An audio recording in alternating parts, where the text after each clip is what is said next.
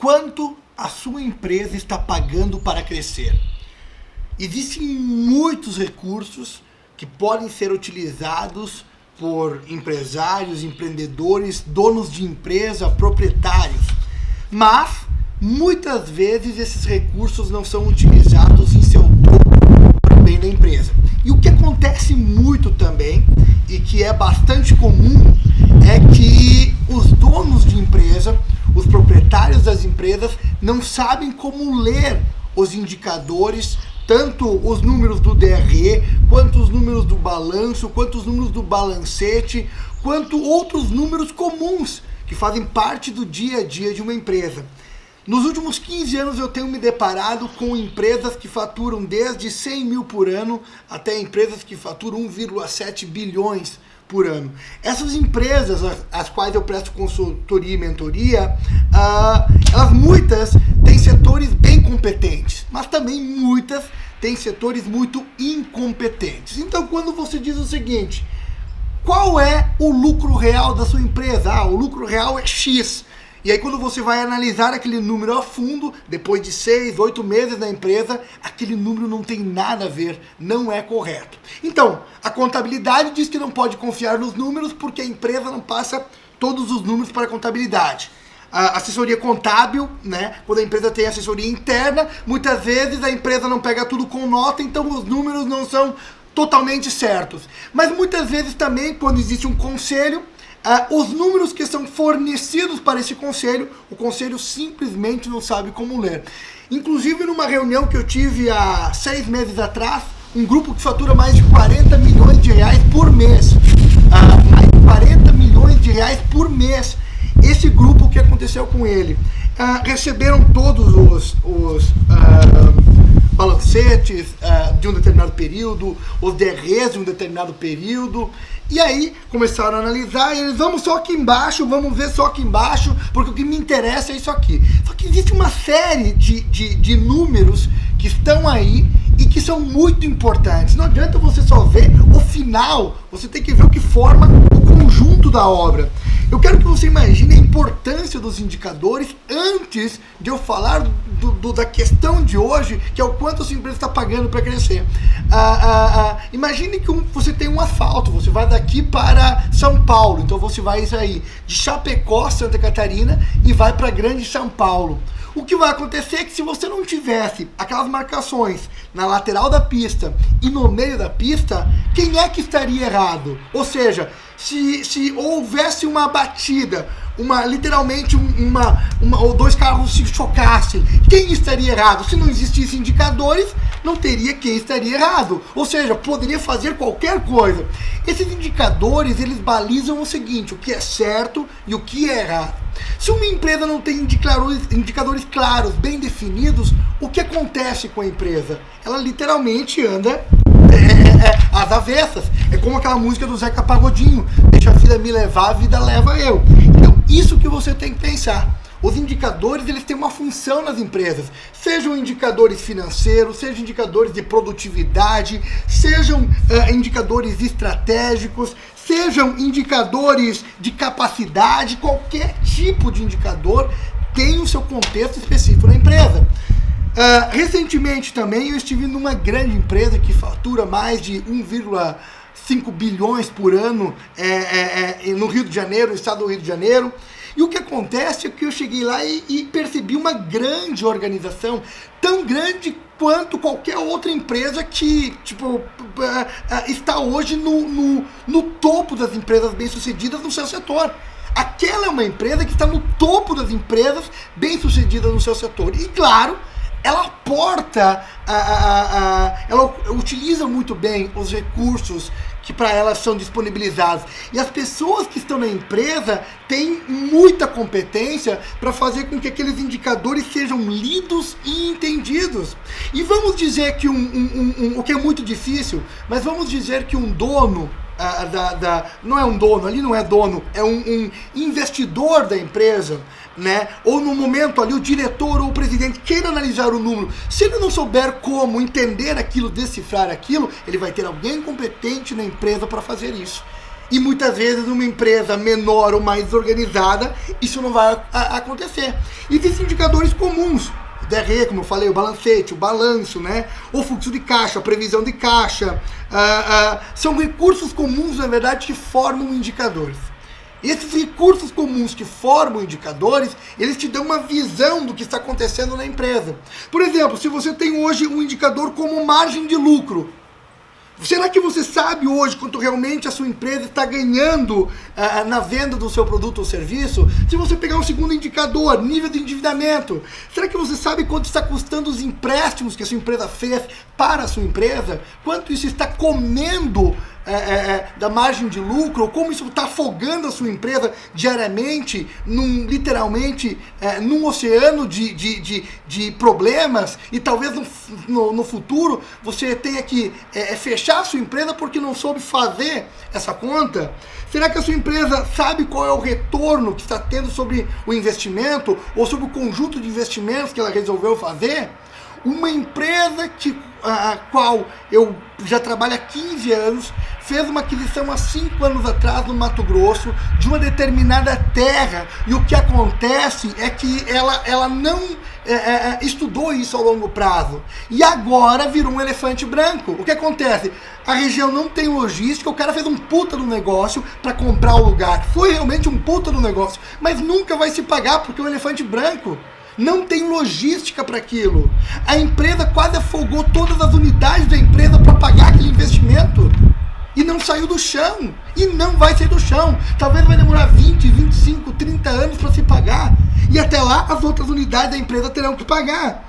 Giro de estoque. Será que a sua empresa hoje sabe fazer as compras? Sabe quais são os produtos que mais vendem? Sabe quanto tempo os produtos estão parando no estoque? Porque quando o produto para no estoque, o dinheiro para, o dinheiro trava, e é dinheiro que poderia ser capital de giro da empresa para transformar em bons negócios, em produtos que realmente vendem. Será que a sua empresa mede o nível de satisfação e realização dos colaboradores da sua empresa? Ou seja, qual é o clima organizacional hoje da sua empresa? Esses são indicadores muito comuns. São indicadores extremamente comuns. Não é chamar o colaborador, o chefe chama o colaborador e diz o seguinte: aí, o que você acha da minha empresa? É lógico que ele vai se sentir coagido e vai responder: eu amo, eu vi sua camisa, vocês são faixa, entendeu? É você ter um processo para chegar àquele número. Agora vamos voltar ao cerne do que eu estava falando há pouco.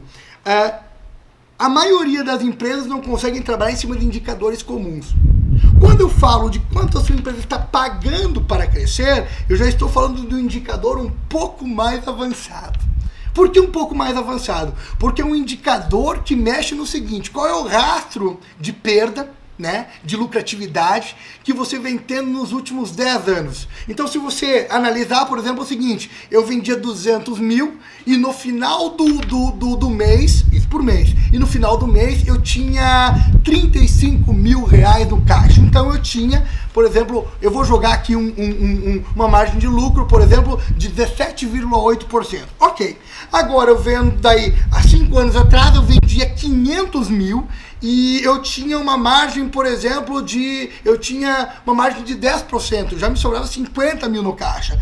E aí, de repente, você está vendendo hoje 2 milhões e a sua margem despencou e você está em 3%, 4%. Então, imagine o que eu estou falando.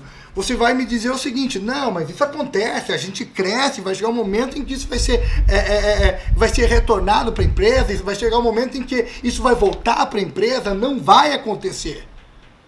Você tem que analisar o que está causando o que está comendo essa fatia, literalmente, da pizza sua e está indo para algum lugar.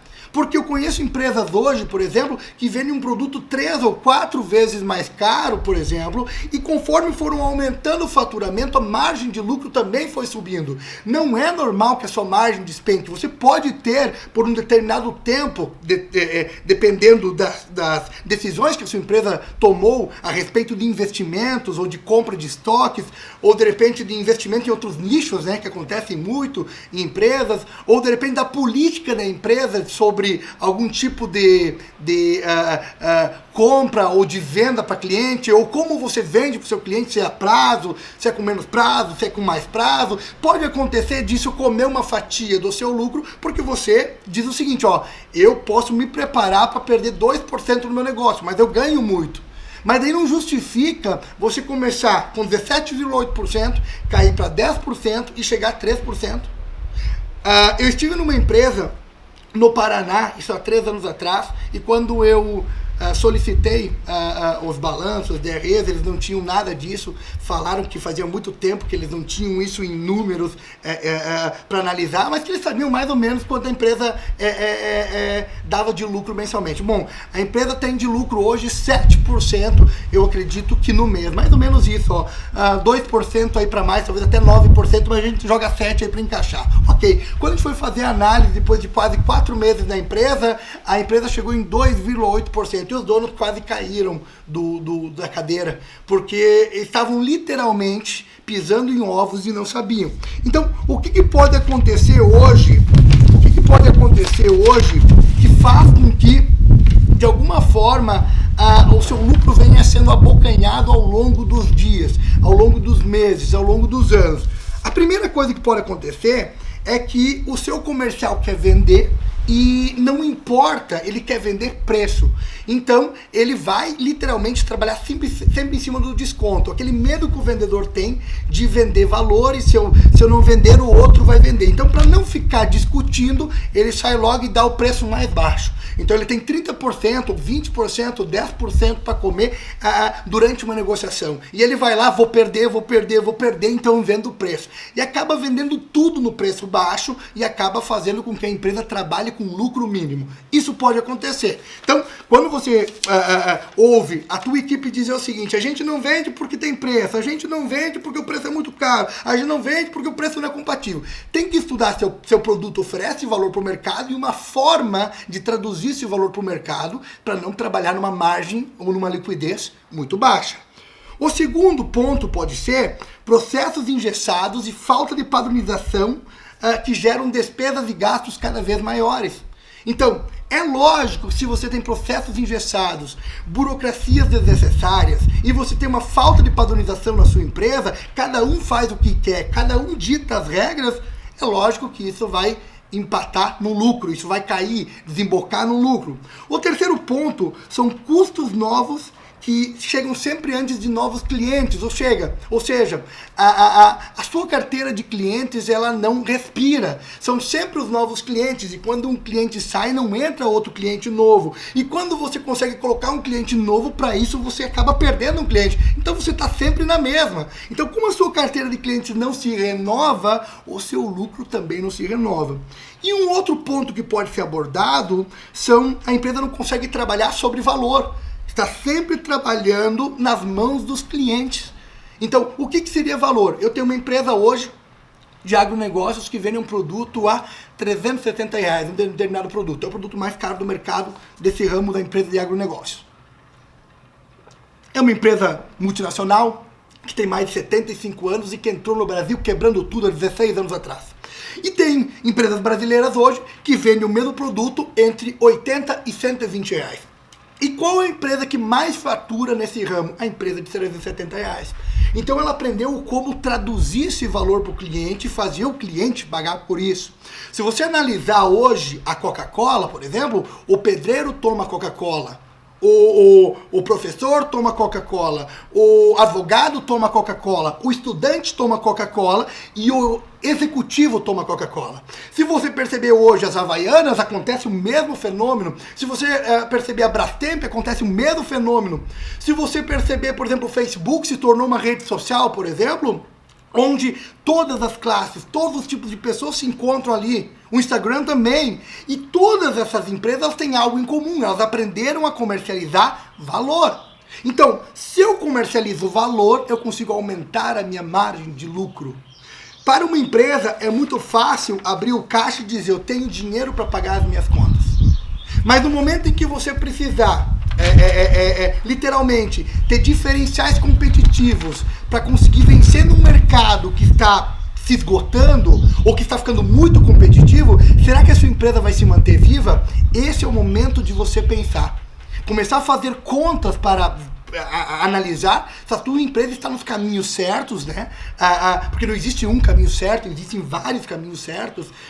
Cada pessoa vence de uma forma e cada pessoa descobre a melhor forma de alcançar o sucesso. Existem vários caminhos. Então, você tem que saber quais são os caminhos que a sua empresa vai trilhar. E dentro dos caminhos que a sua empresa vai trilhar, essa estratégia tem que estar bem definida. O que eu preciso diariamente da minha empresa para saber que ela está seguindo naquele caminho que a gente escolheu nesse momento. O que eu quero da minha empresa? Quais são os indicadores? Quais são os balizadores? Quais são os referenciais de desempenho que vão garantir que a minha empresa alcance aquele resultado lá no final? Em uma empresa onde você tem vários caciques e poucos índios, a coisa não funciona. Em uma empresa onde os índios controlam os caciques, a coisa também não funciona. As pessoas que respondem pela empresa devem analisar a sua estratégia empresarial e criar indicadores para literalmente colocar a empresa em movimento, rumo àquilo que a empresa quer alcançar naquele momento. Porque a empresa, durante a sua vida, vai ter vários focos naquele momento que é importante. Então nós vamos para lá. Eu espero que você consiga alcançar tudo que é realmente importante para você, mas leve tudo isso de hoje a sério. Fique com Deus, viva com paixão.